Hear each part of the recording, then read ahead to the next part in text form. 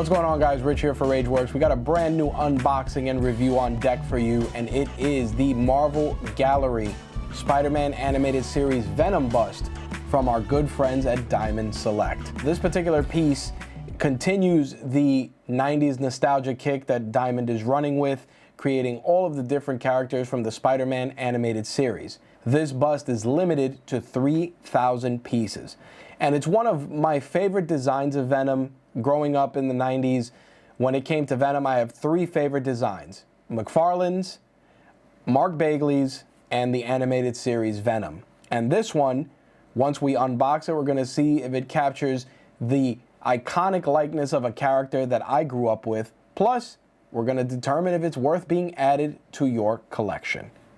Let's take it out the box and see what we got.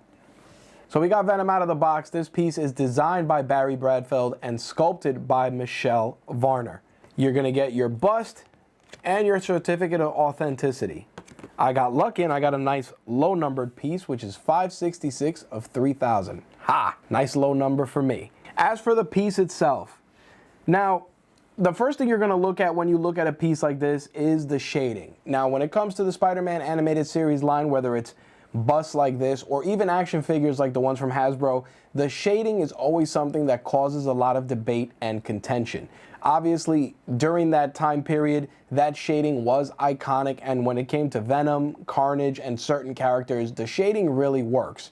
The same could be said for the X-Men pieces that Diamond has done as well, which have a lot of that shading, and again, it's hit or miss depending on the character. In this case, Venom usually has a little bit of a blue undertone, and you could see that here with the shading that they utilized. The one that throws me off is the red shading. In some of the animated series stills, you'll see he does have a bit of a red tinge. Here, it's more pronounced, which I'm sure some people are going to be a little bit annoyed about. But I think in terms of capturing Venom's appearance, they did a terrific job. I have no complaints when it comes to what Diamond's been doing with the animated series, but for a resin piece, it's incredibly detailed. You got all of Venom's fangs here. I would have liked to have seen a little slime, because obviously Venom's drool and slime is something that was especially textbook when it came to this particular design. But the thing that was a little off-putting for me in terms of the design are these weird, I guess you could look at them as gauntlets or web pieces, might be veins depending. I talked about that with my colleague Matt from Nerd News today. It just doesn't fit. Venom usually is just a big hulking mass. He's usually very smooth. Depending on how he's drawn, sometimes he's veiny because Eddie Brock is a big dude. He was a bodybuilder, especially if you look at the 90s cartoon. He had the big flat top, and some of my favorite panels are where he's like working out and you see the symbiote shadow over him. So in that regard, definitely they captured the size and the scale, but these gauntlets, super weird. Which, again, if you watch the cartoon, you know that's not something you can recall. Now, one thing I wanted to kind of lean into is the spider design, because it has texture, which is cool. A lot of times with a lot of these, they just paint it right on and it's very smooth, but you can actually make out and feel the individual legs on the symbol. And the same could be said for the back of the spider. So I definitely think that was a real nice touch. Same thing even with Venom's teeth. If you look at them closely, they have a little sharpness to them, which is nice. I feel that when it comes to Diamond's resin pieces, you're afforded a lot more detail. With the 90s X-Men pieces, if you look at the Sabretooth from that line, if I remember correctly, and even the Wolverine, that was something that they said was really, really well done. Just a lot of the edges and the textures, which I think they did a really solid job with here. Now, in terms of things I don't like, I'm not a fan of the base. You could have done the spider as the base or something else. I feel like this just a little simple. But the plus side is that it has a nice bit of weight to it, because the resin portion of the piece, super light. The majority of the weight is on the base when it comes to this piece. You know, I've talked about the weight of the statue and the weird gauntlets, but one thing that stands out that makes sense to some degree, but also detracts from the piece, is the pose.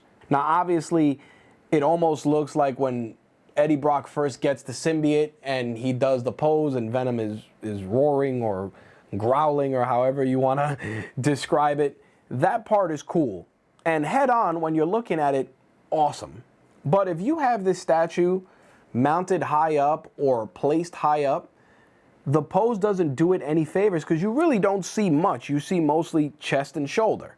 You know it's Venom, but you don't get the iconic jaw and tongue action that you have. See, like, if you look at it head on like this, everything is cool.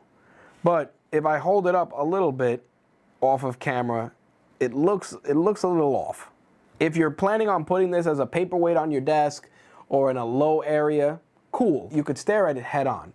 But if you're putting it on a higher shelf, out of reach, you lose a lot of that detail and just what makes Venom Venom, because you're just seeing chest and shoulders. And I think that's one of those things that I understand why they did it, and it makes sense to a degree, but they could have gone with a different pose, or at minimum, maybe just made him more hulking, more leaning forward versus this particular pose. Other than that, the statue itself is solid. But if you are going to get it, low shelves are your friend.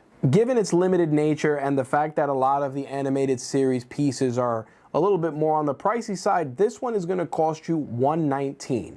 Now, obviously, you can find different deals on whatever retailer of choice, but some of the major retailers are usually a little bit over $100. Big Bad Toy Store had this particular piece for $119. So know that if you're going to get this particular mini bust, it's going to be over $100, which is a far stretch from the days where mini busts wouldn't go any higher than $75. Given the iconic designs for so many of the characters in the 90s cartoon, I really hope that Diamond continues to push out pieces from this line. I'd love to see a Carnage from this line, or even, and this is just me nerding out a little bit given his popularity, I'd love to see Blade. I feel Blade's 90s design from the Spider-Man cartoon was really, really cool. Love to see that. But this piece, price point is the only negative I have, and the base. Everything else, 90s style Venom, great textures, great shading, great colors, great addition to your collection. If you want to pick one up, links will be in the description for this video. That about wraps it up. I'm going to throw this on my shelf. Hopefully it doesn't eat some of my Spider-Man figures that are there, and we'll catch you in the next one. Peace.